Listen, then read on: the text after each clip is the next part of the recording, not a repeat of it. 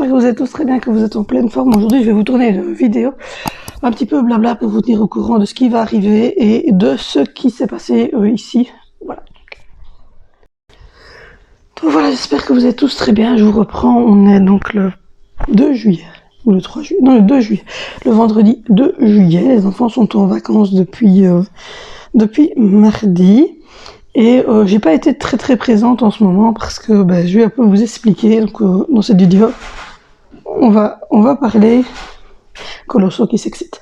Dans cette vidéo, on va parler de pourquoi j'étais absente ces derniers temps sur les réseaux, de comment va se passer les 4-5 dernières semaines qui restent avec une hospitalisation en grossesse à risque qui est toujours présente pour moi, l'accouchement, comment est-ce que je vais gérer aussi les enfants pendant ces moments-là, et comment va se passer la rentrée scolaire, etc. Donc voilà. Alors pourquoi est-ce que je n'ai pas été très présente en ce moment? C'est parce que j'ai eu une crise de sciatique horrible. Je n'avais jamais eu de problème de sciatique, et je peux vous dire que là j'ai morflé de chez morflé. Un petit coup de milkshake.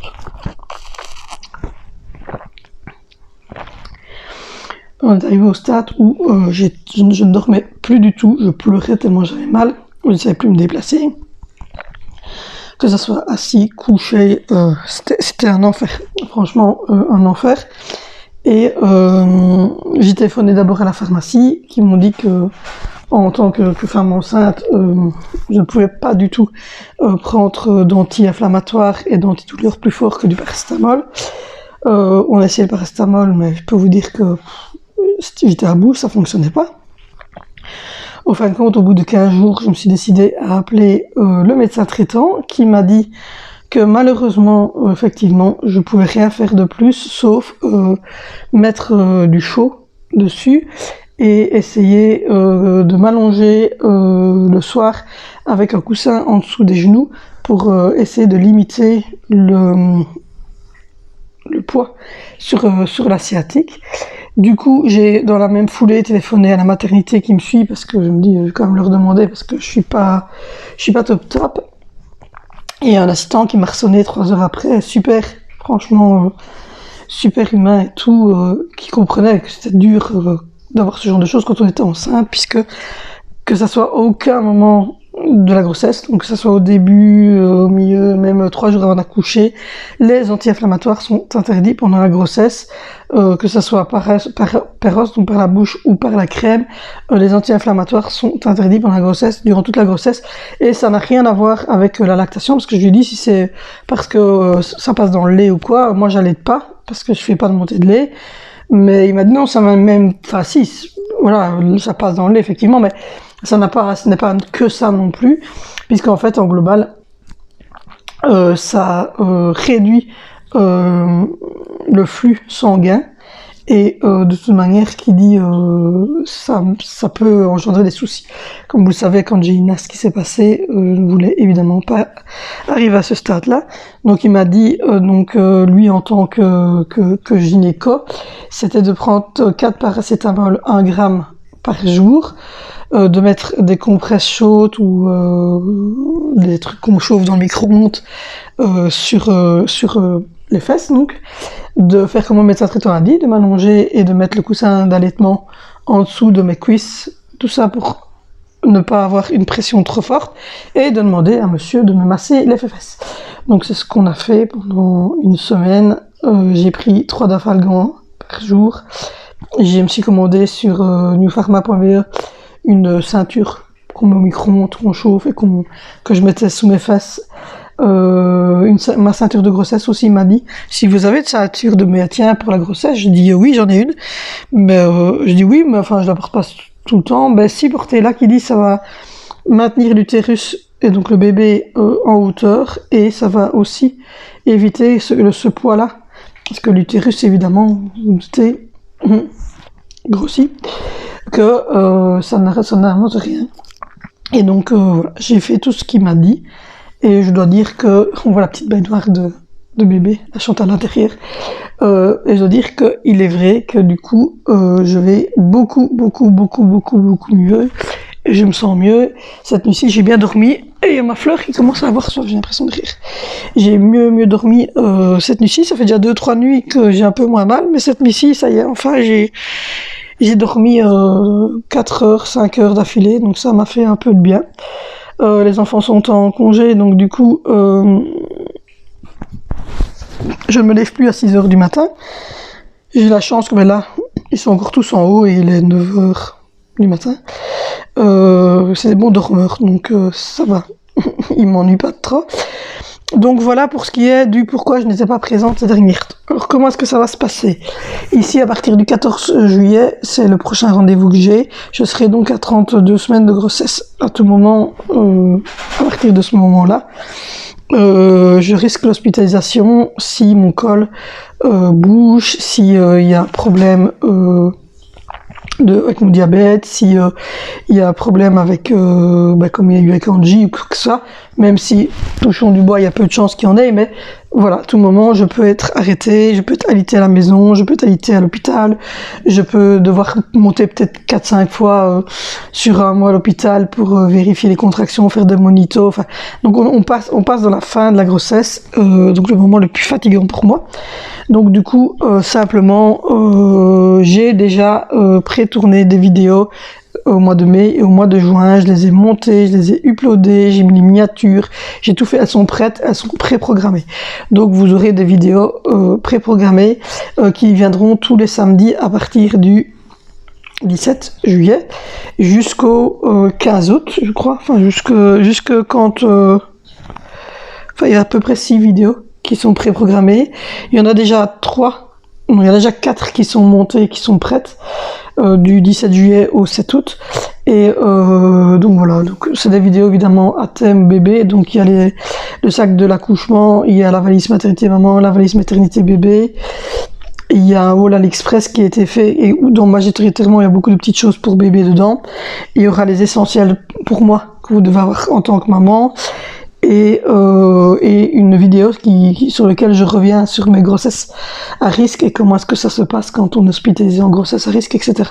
Donc c'est des vidéos qui ont déjà été faites et qui sont pour le moment en montage. Je suis en train de les monter, etc. Donc voilà. Donc la chaîne ne va pas être laissée à l'abandon pendant les 4-5 semaines, même au moment où je serai à la maternité, etc. avec le bébé. Enfin, voilà, il y aura toujours des vidéos. Pour ce qui est justement de ces moments-là, je vais commencer maintenant sur Instagram à faire des stories, parler et à filmer, voilà, filmer des choses de mon quotidien en story, à montrer des achats, etc. que je fais en story sur Insta. Donc c'est là aussi que j'annoncerai sûrement la naissance du bébé sur Insta et sur Facebook. Et c'est là aussi que je donnerai des nouvelles si je suis hospitalisée. C'est par là que je passerai pour pouvoir vous parler, pour pouvoir avoir un contact avec vous. Donc n'hésitez vraiment plus à aller me rejoindre. Je vous mets de nouveau les petits tchouk ici. Donc n'hésitez pas à me rejoindre là-bas parce que c'est là-bas qu'il y aura d'abord les premières informations. Et puis quand je serai de nouveau de retour à la maison, voilà, etc. À ce moment-là, je ferai le montage des vidéos de la maternité, etc. Mais donc n'hésitez pas franchement à aller sur Instagram me rejoindre parce que c'est là que vous allez avoir le plus d'informations sur les derniers moments qui vont arriver, les monitos, les résultats, la naissance, le séjour de la maternité, s'il y a un séjour à grossesse à risque, je vous parlerai là-bas. Donc rejoignez-moi sur Instagram et sur Facebook. N'hésitez vraiment pas. J'échange j'échange assez régulièrement d'ailleurs sur Facebook, sous mes publications de Facebook et sous mes publications d'Instagram aussi, donc n'hésitez vraiment pas à venir me rejoindre là-bas. Donc voilà, pour ce qui est de ces deux points-là. Alors pour ce qui est de la gestion des enfants pendant les vacances, à partir de samedi, Angelina va aller chez sa mamie jusqu'au moment de mon accouchement, sachant que ma maman habite la rue juste au-dessus, hein, j'habite à 2 minutes de chez ma maman, que je sonne à ma maman 4 fois par jour déjà sans qu'elle ait mes enfants, donc à mon avis je lui sonnais 15 fois par jour, mais, voilà, mais ça ne dérange vraiment pas. Donc voilà. Sachant que c'est ma maman qui s'est proposée, je ne l'ai pas imposé rien du tout. En fait, ma maman prend normalement régulièrement les enfants lors des vacances scolaires. Sauf qu'avec le Covid, elle ne les a pas pris puisqu'elle était en risque, mais elle s'est fait vacciner complètement. Elle a eu les 2 doses, donc du coup, elle peut, entre guillemets, avoir des contacts avec ses petits-enfants, sachant que, comme vous le savez, nous, on n'a de contact avec personne ici, et que mon fils portait son masque à chaque fois, et que mes enfants étaient testés, les 2 autres étaient testés, ils étaient négatifs, et que à part aller à l'école et revenir de l'école, mes enfants ne vont pas à des fêtes d'anniversaire, ils ne vont pas au scout, ils ne vont aucune activité sportive, nous non plus, on va pas au resto, rien du tout, donc on fait hyper attention.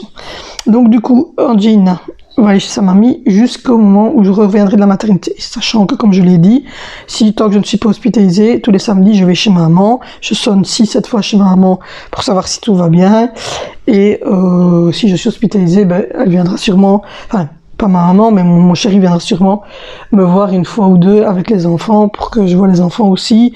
Mais de toute manière, voilà. Pour le moment, donc, Valentino et Angelina vont monter chez leur mamie demain, puisqu'on va souper chez ma maman. J'ai prévu une manne là-bas avec des habits, avec les orthèses, les attelles pour Angelina, avec les livres, les jeux en bois qu'Angelina utilise, tout ce qu'il leur faut. Donc voilà, ma maman est évidemment très très contente parce que, comme je vous l'ai dit, ça faisait 2 étés qu'elle n'avait pas pris les enfants à cause du Covid. Donc là, elle va pouvoir récupérer ses petits parce qu'en fait, elle prend souvent mes enfants en vacances, elle fait des tournantes et elle n'avait jamais pris Angelina. Pourtant, Angie voulait y aller, mais avec le Covid, il n'y avait pas moyen. Donc, ils sont très, très contents de pouvoir profiter d'Angelina et de ses petits-enfants. Donc, on va commencer comme ça. Alors, on verra après. Peut-être que Valentino redescendra, ce sera Vénicio qui ira. Puis Vénicio redescendra, et puis ce sera Zoé qui ira un peu chez sa mamie. On fera des changements chez les grands. Mais en tout cas, Angelina, je ne saurais pas la reprendre. Parce que, comme je vous l'ai dit, j'arrive donc aux 6 dernières semaines avant la provocation. Puisque moi, on va me déclencher à 36 semaines. J'ai été pour une grossesse au premier jour de la 37, mais on ne va jamais plus loin. Donc du coup, les grands, ça va, il n'y a aucun souci. Mais Angelina, elle a 5 ans. Elle est handicapée locomoteur, donc elle ne marche pas. Elle a toujours des pampers. Il faut la laver, il faut l'habiller, il faut la porter. Et là, honnêtement, c'est un enfant de 5 ans. C'est pas un enfant de 12 mois, quoi. C'est un enfant de 5 ans qui doit être porté au quotidien. Mon mari travaille. Je demande de temps en temps aux enfants de m'aider, mais bon, c'est pas non plus facile. Et en plus, nous, on n'a pas de jardin, rien du tout. Donc, je me dis quelque part, au moins, elle profitera du jardin. Il y a une piscine chez maman, il y a ses jeux d'extérieur. Enfin, elle a plein de choses, trottinettes. Elle a une voiturette sur laquelle elle peut s'asseoir. Elle a une draisienne. Enfin, elle a plein de choses chez maman. Donc, du coup... c'est un de mes enfants qui descend. Donc du coup, moi, je ne saurais plus la gérer. En fait, et mon mari a pris ses congés, mais il a pris ses congés à partir du 15 août, puisque c'est dans cette semaine-là que je suis à 36 semaines, et donc c'est dans ces moments-là qu'on va déclencher en fait l'accouchement. Donc lui, il a pris congé à partir de ce moment-là pour avoir ses 15 jours de congé de paternité, donc 3 fois 5 jours, puisque c'est les jours ouvrables. Et puis après, il a pris ses VA, parce qu'il doit prendre ses VA, et il a prolongé avec des récup pour pouvoir être en congé du 15 août au 24 septembre, je pense. Comme ça, en fait, pendant que je suis à la maternité, il est en congé, et donc il sait venir me voir à la maternité. Il sait également être présent à la sortie de la maternité. Il va être présent également pour la rentrée scolaire, parce que si j'accouche dans les environs du 20, entre le 15 août et le 23 août, je suis susceptible d'être déclenchée dans cette semaine-là. Il faut savoir que le 1er septembre, les enfants rentrent à l'école. Ils sont 4 à rentrer à l'école, que je vais rentrer à la maison qu'un bébé. Enfin, donc du coup, il sera là pour m'aider à gérer le départ vers les écoles le premier mois. Et puis ensuite, la vie reprendra normalement son cours. Donc on va essayer de faire comme ça. Mon frère, mon filleul et mon frère vont... peut-être aussi prendre des enfants pour décharger maman. Et je sais que la marraine de Valentino voulait prendre Valentino quelques jours, donc on s'arrangera comme ça. Elle pourra aller chercher Valentino chez maman ou quoi. Enfin, on s'arrangera comme ça. On habite de toute façon tous dans le même circuit. Donc voilà, on n'habite pas loin l'un de l'autre. Donc voilà comment est-ce qu'on va s'organiser pour les vacances scolaires. Donc du coup, je vais avoir de l'aide de ma maman, de l'aide de mon frère, de mon filleul, de mon chéri. Et donc, je devrais pouvoir passer ces dernières semaines assez sereinement. Et je vais beaucoup mieux parce que les dernières, j'étais vraiment cernée noire tellement j'étais en douleur. Je vous raconte pas, c'était dur. Donc voilà. Du coup, pour ce qui est d'un petit coup de milkshake. Alors, je rassure tout le monde, ce ne sont pas des milkshakes sucrés. Ce sont des boissons Start de chez Lidl qui sont à base de céréales et de fruits et qui ont donc un truc lacté dedans. Donc voilà, ce ne sont pas des milkshakes de chez Quick ou de chez Aldi où il n'y a rien d'autre que du sucre dedans. Donc voilà, mon fils est malade. Pourquoi des Golaseptine et des Ricola et des Neurofen derrière moi. Voilà, c'est parce que mon plus grand tousse et soigne du nez. Donc du coup, quand il sent qu'il n'est pas arrivé, bah top, il descend en fait et il prend ses médocs. Donc voilà pourquoi est-ce qu'il y a des médicaments là par terre derrière moi. On a changé comme vous voyez derrière. Alors ne faites pas attention, c'est toute la chale que mon chéri doit faire tourner parce que même ça je ne sais plus. J'étais vraiment au bout et donc c'est lui qui va faire tourner la machine. Donc voilà, on a mis la table allongée sur le fond et mon chéri a refait une petite déco là derrière, je vais vous montrer après. Donc il reste le point de l'année scolaire. Comme vous le savez, cette année scolaire a été catastrophique. Mais catastrophique. Les enfants, comme vous le savez, avaient raté donc 6 mois d'école. Et comme on déménageait d'une école de 100 km, en fait, ils n'étaient pas retournés à l'école, les miens. Et on n'avait plus fait le suivi parce qu'on n'avait pas... je sais pas comment j'aurais pu donner les devoirs à l'enseignante alors qu'on était déjà ici. Et du coup, il y a eu 6 mois où les enfants n'ont pas été scolarisés. Il faut savoir que du coup, mes enfants, quand ils sont arrivés à l'école ici, j'étais quand même pas rassurée de du niveau qu'ils allaient pouvoir avoir comparativement à ceux qui avaient été scolarisés dans des écoles comme ceci. Je m'explique.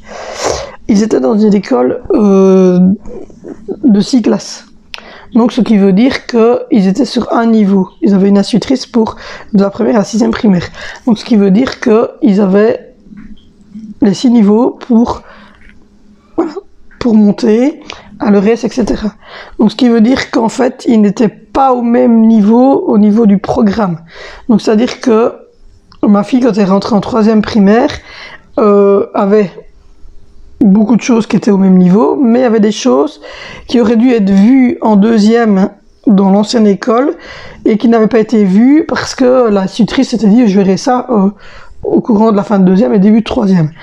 Sauf que voilà, donc du coup il y a eu un petit décalage. Vous savez, quand Zoé s'est très très mal passé, son instit n'a pas compris ce que c'était un trouble de l'attention. Elle a mis Zoé en porte-à-faux toute l'année. Vous savez, je vous en avais déjà parlé, on avait des mots dans le journal de classe tout le temps.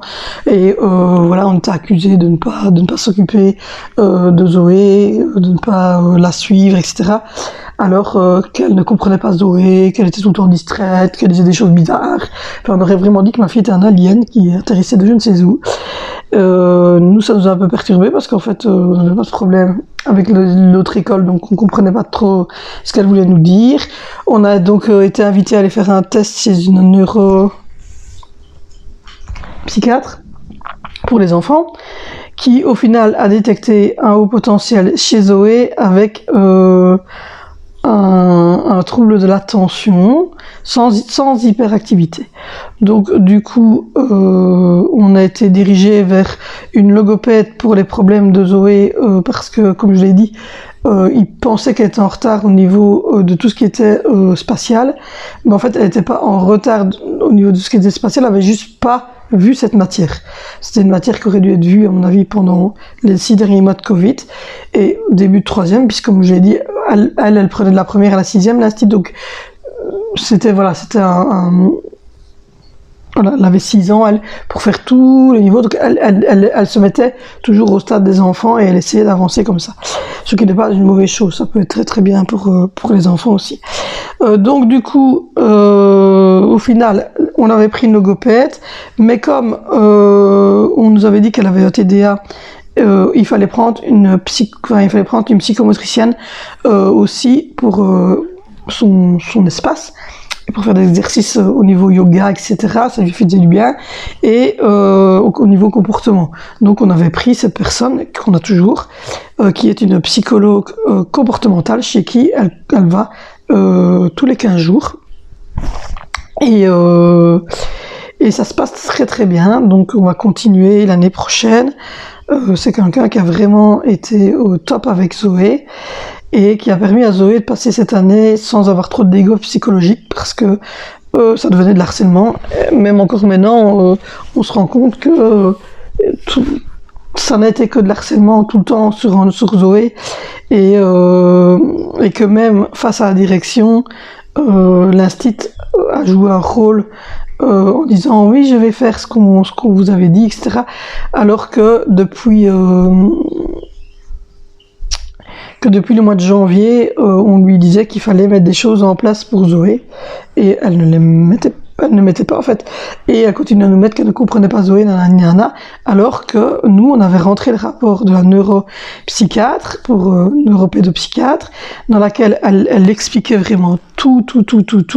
On avait aussi dit ben voilà, il y a des points à mettre des petites choses à faire au quotidien à l'école qui ne sont pas trop compliquées, et du coup elle rabaissait Zoé tout le temps devant ses copines en disant ne la regardez pas, laissez-la, nanani nanana, elle dort, elle est sûrement fatiguée, elle va sûrement dormir trop tard, alors que ce n'est pas vrai du tout, puisque moi vous savez, à la maison j'ai des horaires bien précis et les autres vont dormir au même horaire, donc et mes autres enfants ne s'endorment pas en classe, mais elle s'endormait pas en fait, mais juste que Zoé, ben elle voulait plus, elle voulait plus la voir, elle voulait plus l'entendre, elle voulait plus rien savoir, parce que ben elle se rendait compte que la stit était contre elle tout le temps, et donc elle se mettait les deux bras comme ça, la tête vers le bas, et elle ne voulait plus. Elle lui a même dit un jour dans les rangs, mais vous voulez plus me voir, même moi non plus, je veux plus vous voir. Et ça a été vraiment très très loin. On a été plusieurs fois à la direction, avec le journal de classe rempli de mots, avec les feuilles de Zoé qui étaient barrées en rouge, avec des trucs mais vraiment de folie, et avec voilà, toutes nos explications, avec les rapports des médecins, et malgré tout, comme d'habitude ici en Belgique, et je pense que c'est la même chose en France, c'est toujours la même chose, c'est l'enfant qui est harcelé, qui est puni, et qui doit changer d'école, et non la personne qui harcèle, qui est mise en cause, surtout quand, comme ici, c'est une institutrice, c'est encore pire. Donc on a vécu une année scolaire horrible. Du coup, Valentino, qui est dans la même école, était fort impacté, parce que il vivait ça au quotidien avec sa sœur, c'était la classe juste à côté, il entendait, voilà, il voyait que sa sœur était pas bien, enfin c'était un peu compliqué. Moi, au mois de mai, j'ai été avec le bulletin de Zoé, je lui ai dit écoutez, elle passe de 75% et 76% en deuxième primaire à 4 échecs en troisième, je comprends pas. Donc voilà, je lui dis, bah, écoutez, s'il faut la faire doubler, on la fera doubler, comme ça, nous, ça nous permettait de la changer d'école, vu qu'elle était dans un cycle. Et au final, elle me dit que non, elle me dit que Zoé, elle me tisse tout un truc magnifique en me disant que Zoé va bien, que elle est capable, que elle ne va pas doubler, que elle va parler à Zoé, qu'elle va mettre les choses en place, que elle était pas bien, que elle comprend, que pendant 4 semaines elle a dû prendre congé parce que ça n'avait pas, enfin, elle nous a tissé un truc de mensonge. Je t'en prie, hein. Je t'en prie, lave-toi. Y a pas de souci. Donc elle nous a fait un truc, elle s'est foutue de notre gueule, en résumé. Et ici, quand Zoé revient avec son bulletin, elle double. Alors que un mois et demi avant, elle doublait pas. Au final, moi, là, ma fille veut plus aller dans cette école, mon fils non plus. Du coup, comme Valentino ne voulait plus aller à l'école là non plus, et que il avait un peu de mal dans une matière ou deux, j'ai demandé le redoublement. Donc l'instituteur de 5e primaire a refait doubler, Valentino aussi. Comme ça, ils changent tous les deux en fait d'école en milieu de cycle. Vas-y, je t'en prie, hein. Elle prend ma fontaine pour un abreuvoir. Et donc, du coup, ils changent tous les deux d'école. Voilà pourquoi ils changent d'école, parce que Valentino a mal vécu cette année avec sa sœur. Il avait tout le temps des remarques des copines de classe de sa sœur qui lui disaient ta sœur, t'as vu, elle fait rien à l'école, ta sœur, t'as vu, elle est bizarre. Parce que l'institutrice, évidemment, derrière, disait va aider Zoé, tu vois bien qu'elle ne sait pas, va aider Zoé, tu vois bien qu'elle ne sait pas. Et donc c'était tout le temps comme ça, et ça se passait vraiment très très mal. Zoé devenait agressive, Zoé s'habillait en noir, elle ne souriait plus, enfin c'était vraiment plus la même petite fille. Donc voilà. Donc du coup, on va changer ces deux enfants-là d'école. Et par contre, pour Vénitieux, il passe en deuxième rénové. Il a une faiblesse en français, mais qui va être de nouveau en remédiation français toute l'année scolaire qui arrive. Quant à Angelina, elle passe au niveau suivant.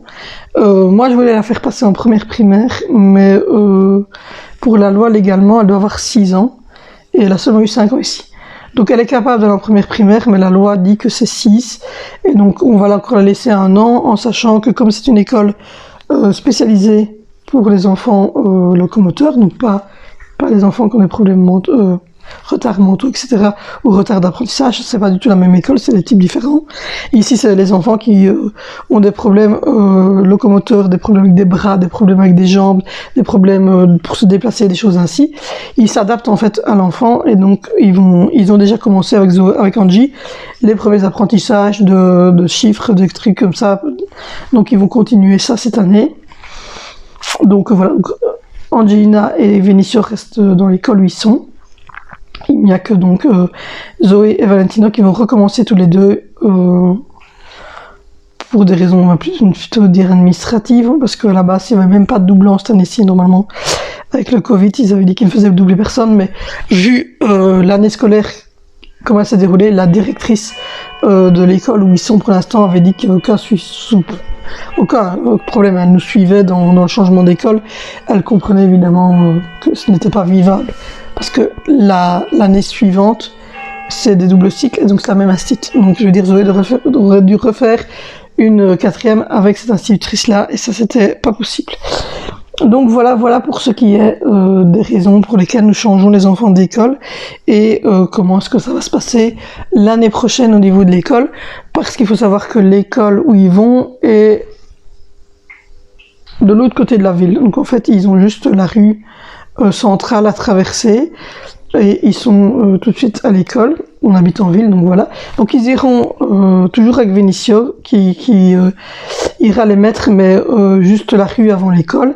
Et Valentino, ayant 12 ans, va avoir un téléphone comme son frère du coup, pour pouvoir me téléphoner en me disant si on arrive à l'école, et puis éteindre son téléphone et le mettre dans son sac évidemment.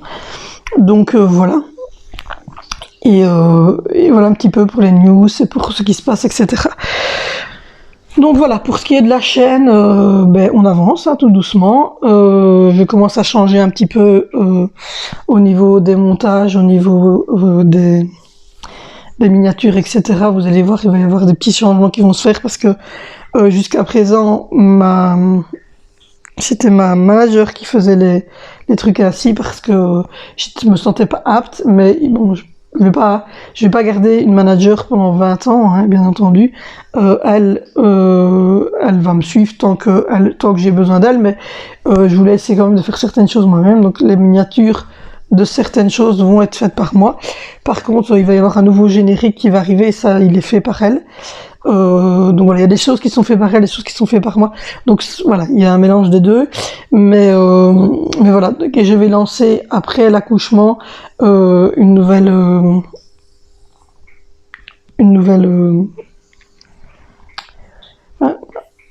je veux dire quelque chose de nouveau. Je vais faire maman bébé en fait, et donc je vous ferai des vlogs bébé, des vlogs sur des vidéos sur l'évolution du bébé, etc. à chaque fois sur plein de petites choses comme ça.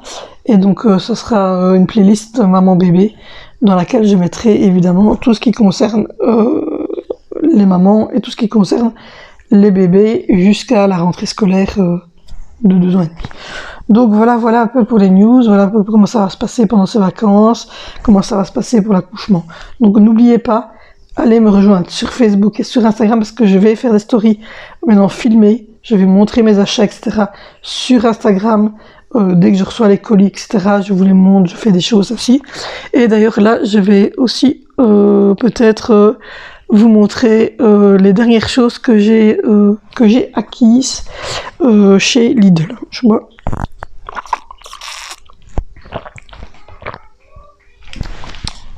Je me lève. Ouh, regardez ça. Le plus possible. J'ai reçu ce matin les verres parce qu'on est très ennuyés. Oui, je dois vous parler de mes verres.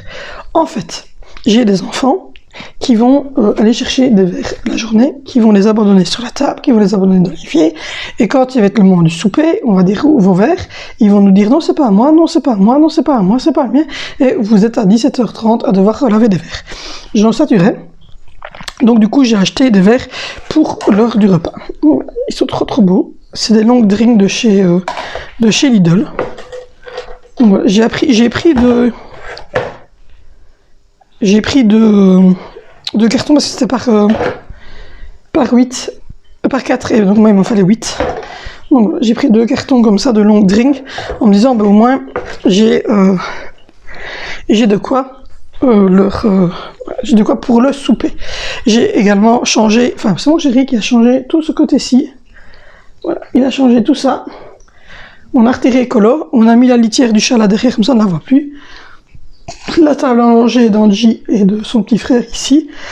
Et on a acheté des nouvelles poubelles. Je vous les montre. Voilà, on a acheté de nouvelles poubelles. Alors celle-là, c'est la poubelle pour tout ce qui n'est pas organique, tout ce qui va à la poubelle à puce, donc tout ce qui n'est pas recyclé. Celle du milieu, la plus petite, c'est tout ce qui est recyclable, donc tout ce qui est organique, bio, etc. Et celle-ci, c'est celle qui est destinée aux pampers et aux lingettes du bébé. Donc voilà, et j'en ai acheté une en haut pour le WC d'en haut. Je me suis changé de service. Je vais vous montrer par exemple la tasse. Donc j'ai 6 tasses comme ceci, elles sont vraiment trop belles. J'ai les 6 bols. Et donc ça c'est pour les repas du soir et les petits déjeuners du matin. Et hop, je vais vous montrer parce qu'elles viennent c'est le lave-vaisselle qui a tout fait. Et j'ai les 6 assiettes comme ceci. Donc je suis trop contente. Ça me permet d'avoir un truc et je les ai rangées ici. Oui, j'ai les 6 tasses, j'ai les bols, les 6 assiettes et les 2 grands comme ça. Et là au-dessus, mon chéri va retirer tout ça pour pouvoir mettre les 8 verres que j'ai reçus aujourd'hui. Donc voilà, et j'ai également commandé, il est là-bas, j'ai également commandé ceci, voilà, le fer à gaufre Bubble. Donc pour faire les 4 heures des enfants, parce que les enfants ils aiment bien d'avoir des gaufres, mais moi je suis pas une friande des gaufres, donc du coup on a fait comme ça.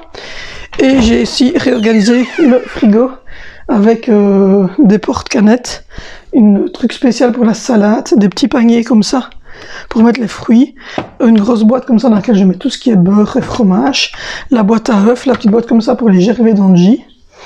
Et je me suis acheté une nouvelle carafe qui est là pour mettre le lait. Donc voilà.